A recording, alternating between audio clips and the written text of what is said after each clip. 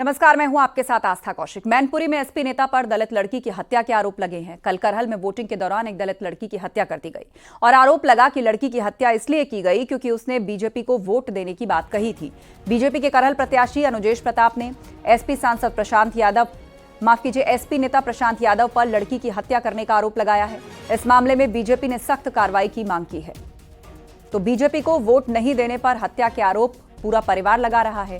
लड़की की हत्या पर परिजनों ने आरोप लगाया कि बीजेपी को वोट देने की बात कही गई, इसीलिए लड़की की हत्या कर दी गई।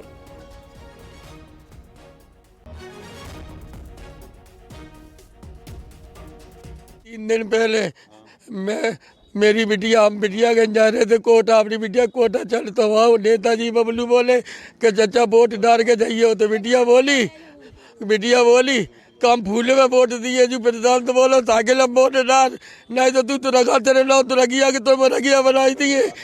और जाने कल मेरी बिटिया को 12-1 बजे मोटरसाइकिल में बैठाने को रात दिन में ढूंढो, रात में डंडा में पता करिए बिटिया नहीं आई हवाई।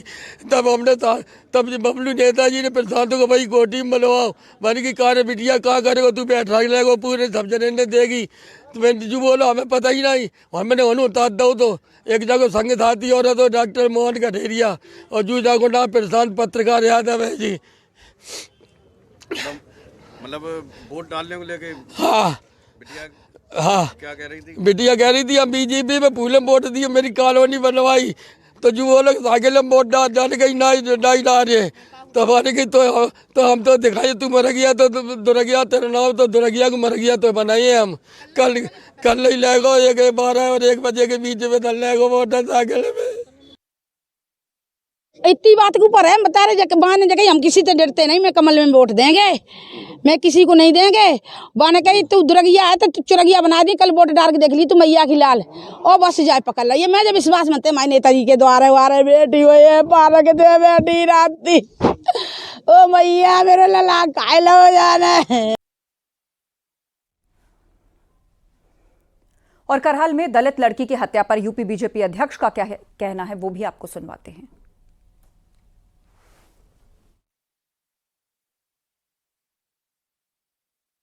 उससे मुझे विश्वास है कि लोकतंत्र के इस महापर्व में हम सब लोग मिलकर मतदान कर रहे हैं और जब परिणाम आएंगे तो निश्चित रूप से अराजकता गुंडागर्दी करने वाले और ये माफिया राज और जो अपराधी लोग हैं और ऐसे लोग हैं जिन्होंने वोट के लिए करहल में अभी दलित बेटी की हत्या की है, इन लोगों को सबक सिखाने का काम करेगी।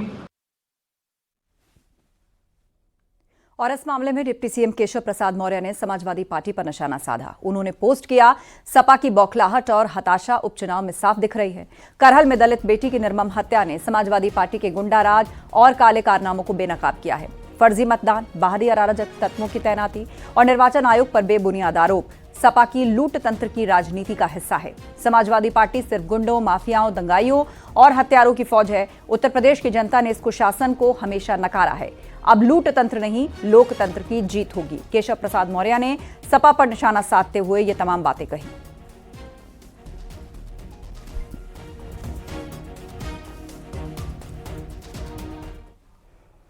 डिप्टी सीएम ब्रजेश पाठक ने भी इस मुद्दे पर समाजवादी पार्टी को आड़े हाथों लिया है। उन्होंने पोस्ट किया कि मैनपुरी के करहल में एक दलित बेटी की समाजवादी पार्टी के कार्यकर्ता और उसके साथियों द्वारा हत्या किया जाना अत्यंत दुखद एवं घोर निंदनीय कृत्य है। समाजवादी पार्टी का असली चेहरा यही है। निज स्वार्थ, सत्ता स्वार्थ के लिए किसी भी हद तक सपा गिर सकती है। पीड़ित परिजनों का कहना है कि बिटिया की हत्या सिर्फ इसलिए की गई क्योंकि उसने समाजवादी पार्टी को वोट देने से मना किया। यह हत्या सिर्फ एक बेटी की नहीं बल्कि लोकतंत्र की हत्या है। मैं पीड़ित परिवार को आश्वस्त करता हूं कि यूपी सरकार द्वारा दोषियों के विरुद्ध सख्त कार्रवाई की जाएगी। किसी भी दोषी को बख्शा नहीं जाएगा। करहल में आप जानते हैं, करहल में जनता ने जिस ढंग से भारतीय जनता पार्टी का साथ देने का काम किया, करहल में समाजवादी पार्टी कराह रही है। समाजवादी पार्टी मैं कह सकता हूं गुंडे, माफिया, मवाली, लुच्चे, लफंगे, इन सबको प्रमोट करने वाली, पुष्पित पल्लवित करने वाली, इनको आगे बढ़ाने वाली पार्टी है। करहल में दलित लड़की की हत्या के मामले में एसपी नेता पर आरोप लग रहे हैं। उधर एसपी महासचिव शिवपाल यादव ने इसे प्रेम प्रसंग करार दिया। आरोप लगे कि बीजेपी को वोट देने की बात कहने के चलते लड़की की हत्या की गई।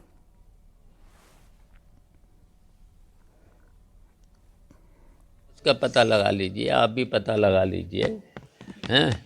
ये सब काम देखो, आप सब पता चल गया होगा। वो भी शायद दोनों पत्रकार थे जिस पे आरोप है, लड़की भी थी।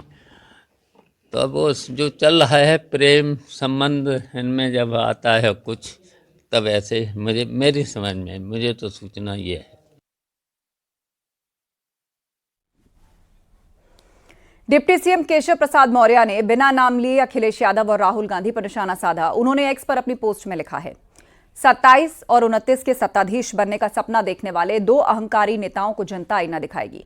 उनका अहंकार और नकारात्मक राजनीति को देश कभी सफल नहीं होने देगा। देश को आरोप प्रत्यारोप की राजनीति नहीं, विकास चाहिए। जनता ने हमेशा सच्चाई, सेवा और विकास को चुना है और इस बार भी वही करेगी।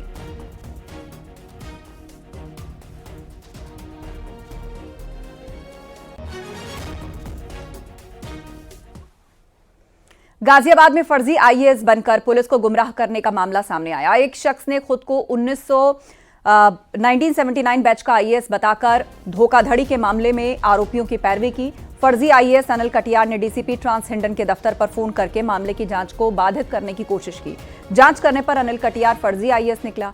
पुलिस ने अनिल कटियार समेत 2 लोगों के खिलाफ केस दर्ज किया है।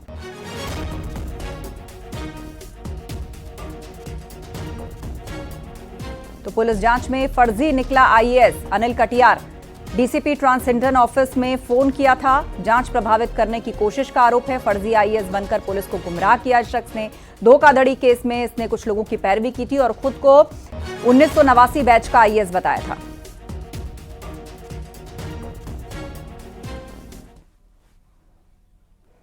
एटा में जलेसर कोतवाली में तैनात सिपाही का गाली देते हुए वीडियो सामने आया। सिपाही का फरियादी से गाली देकर बातचीत करते हुए ये वीडियो है और ये वीडियो कब का है फिलहाल साफ नहीं है। जलेसर कोतवाली में तैनात सिपाही का ये वीडियो बताया जा रहा है। न्यूज़ 18 वायरल वीडियो की पुष्टि नहीं करता।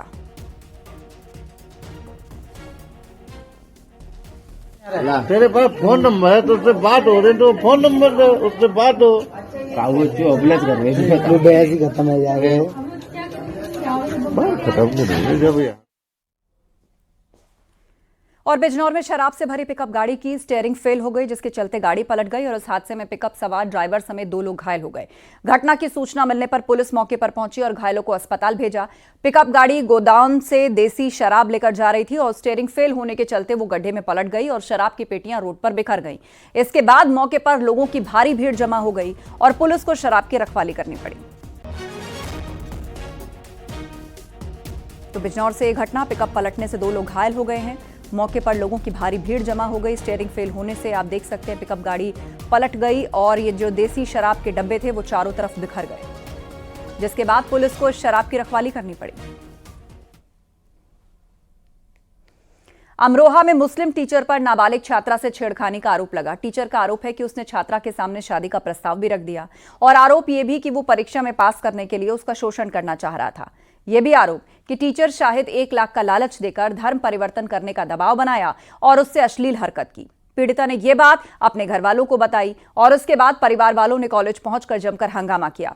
इसके बाद आरोपी टीचर फरार हो गया। मामले की जानकारी मिलने पर बजरंग दल के कार्यकर्ता भी थाने पर जा पहुंचे और आरोपी शिक्षक को बर्खास्त कर कार्रवाई की मांग की। पुलिस ने आरोपी टीचर शाहिद पर केस दर्ज किया है।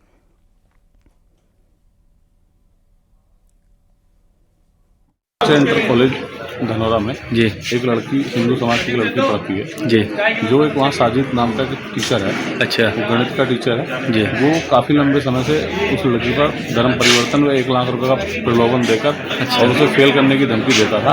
वो कहता था कि मेरे साथ आप प्यार करो, अच्छा, और मैं आपको पास करा दूंगा, 1 लाख रुपए दूंगा, बाद में आपसे शादी भी कर दूंगा। ठीक, इस तरह की बातें वो करता था। अच्छा, इस घटना को 12 तारीख को लड़की के पिता ने प्रबंधक आशुष सिंगल जी को बताया जी। उसके बाद भी उन्होंने कोई संज्ञान नहीं लिया। ठीक, फिर ये 20 तारीख में उन्हें द्वारा उसका साहस इतना बढ़ गया कि उसने द्वारा ये घटना की और आज इस विषय में सब लोग यहाँ इकट्ठा हुए हैं। झांसी में चलते ट्रक में आग लग गई। बड़ागांव थाना क्षेत्र के दिगारा बाईपास रोड पर यह हादसा हुआ। ट्रक में आग लगने की वजह अभी साफ नहीं है। जलते हुए ट्रक का वीडियो सामने आया है और ट्रक में आग लगने से नेशनल हाईवे पर कुछ देर के लिए ट्रैफिक को रोकना पड़ा। झांसी कानपुर नेशनल हाईवे 20 पर यह हादसा हुआ और ट्रक ड्राइवर ने कूदकर अपनी जान बचाई। आग की सूचना पर पुलिस और फायर ब्रिगेड की टीम मौके पर पहुंची और कड़ी मशक्कत के बाद जाकर इस आग को बुझाया गया।